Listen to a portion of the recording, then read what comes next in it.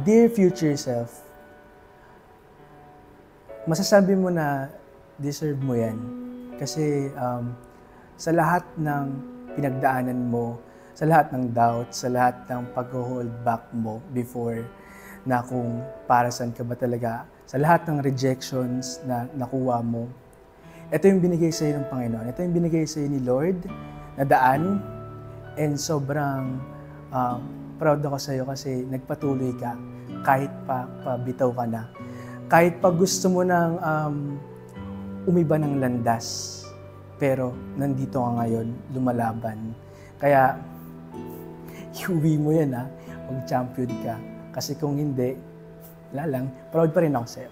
Hindi ko na maalala ko na yung sinabi ko doon, and good thing na panood ko siya ngayon kasi na-remind ako kung bakit ako nandito. Sobrang kailangan ko siya ngayon. Sobrang thank you kasi na kita ko yung past self ko na gano'n siya kasaya. Final callback pa lang. Hindi niya pa nga alam kung pasok siya sa TV o hindi. Kung pasok siya sa top 24. And ngayon, andito na. So, lalaban ko talaga. One last stretch. So, para sa'yo. Para sa pangarap natin dalawa. And para sa future na version natin.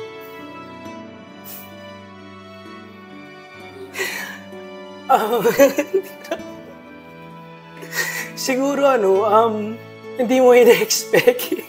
Actually, nung final callback pala, binigyan tayo ng schedule. Sabi pa natin, okay, pagdating ng October niyan, wala na, baka tatrabaho na tayo ulit. December na ngayon, no? Dito tayo. Wala nga tayong trabaho, pero at least, nakalabas naman tayo sa TV. Wala nga lang tayo makain, pero hindi natin ina-expect na makakarating tayo dito. Andito na ako.